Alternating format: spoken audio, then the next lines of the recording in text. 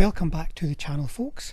I've recently completed a Ski Jaeger division project, so I thought I would share with you how I painted the white, the camo smocks and trousers and helmets. Painting white can be very tricky and very frustrating, as you may already know yourself, so to get around that I've used almost no white in completing these guys. I'm following the normal process that I employ, starting with an undercoat of German Camo black brown all over. But that would be too dark a shade for the white areas, so I'm giving it a coat of London grey, ensuring I'm leaving the German Camo black brown in the deepest recesses, like in the crook of the arm, where the arms meet the body, around the equipment that the figure's carrying, the join of the smock and of the trousers. The London grey is now becoming the internal shade, the internal shade on the arms, the legs, the tunic. And the base colour for the camo itself, the white camo, is deck tan.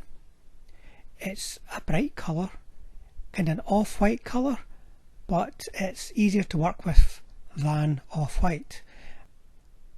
So I'm adding layers in the way that I would normally do, following the folds of the uniform, leaving the London grey as a shade, and you can see it's really starting to take shape here. Paint those little lines along arms and such likes, and then join the lines up. As always, don't be tempted to leave too much shade. You'll notice that there's very little obvious dark German Camo black brown showing in the arms and the legs and such like, so be very careful that you're getting a sufficiently bright outlook. And apologies for going off shot there, folks, but I'm also painting the helmet all over with the deck tan, and you're going to have to give this a second coat as well, folks. It's a very light colour, going over quite a light colour, but to bring the brightness up you'll need to give it a careful soft second coat. Now we're going to use some white, so I'm just using straightforward white here, very small brush, and I'm painting in the highlight lines. Now because we're using a darker base colour, the deck tan, these highlights are really going to pop.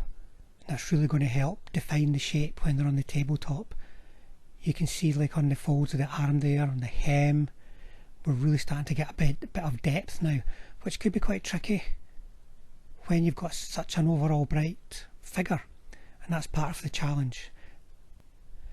Leave a little band of deck tan on the helmet for shade, otherwise paint the whole thing with a nice layer of white. Once again, you may have to do this in two coats.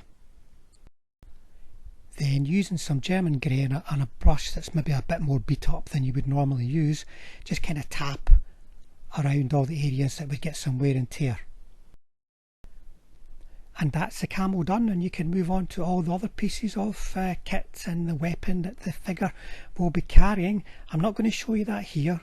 There's plenty of videos in the playlist to show how I paint all these little odds and ends that do take quite a long time, it seems, on a German infantry figure.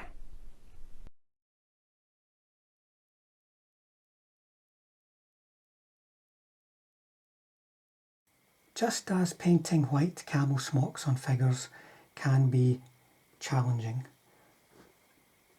creating interesting winter bases can also be challenging too, and I found that very much so when I was putting these together.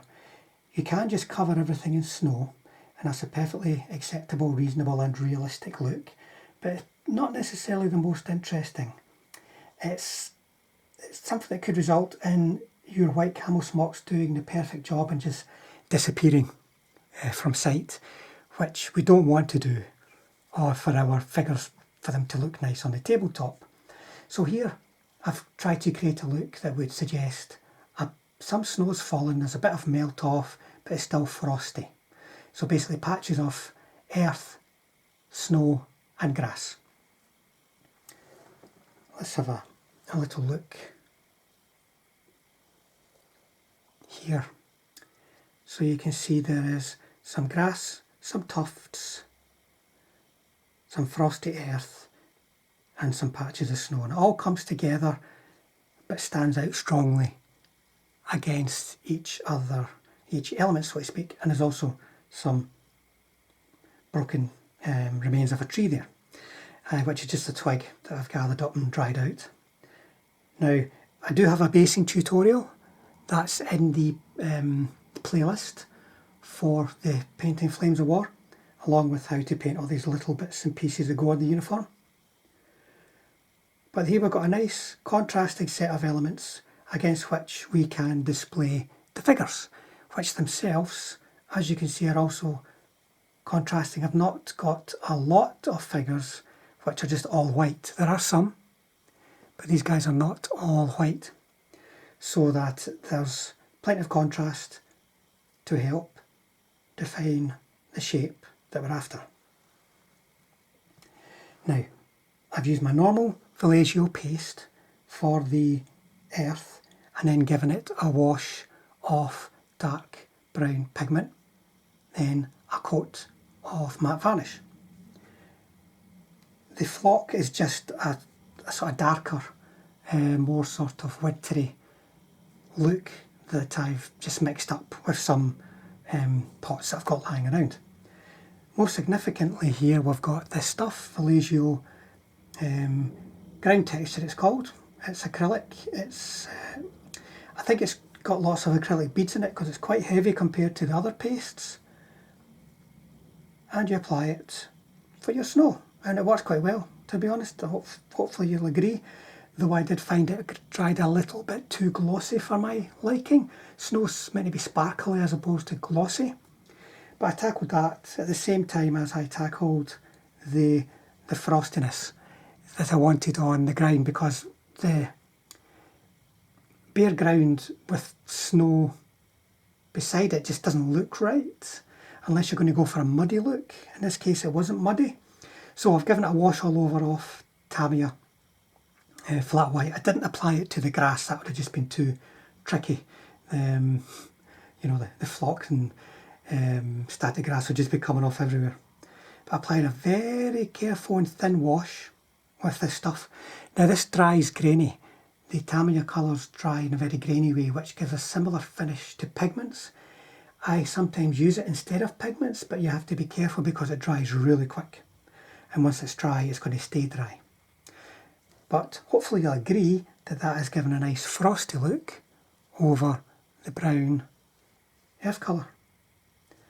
And as well, you can add some of the snow to the trees as well, folks, as you can see. And there you go. Tricky business, get an interesting looking winter bases, but I think I've hit the right formula for these guys here anyway. If you've got any ideas of your own, any products that you might use, because there's a lot out there, like bicarbonate of soda to get that sparkle, for instance, stick a few notes down in the comments, guys, and share your ideas. But anyway, thanks for watching, folks. I hope you find that interesting and useful. Thanks to all the subscribers out there who are watching the channel. And don't forget, there are other videos in the playlist that will help you to complete a unit project such as this. So check them out, and I'll see you on the next one.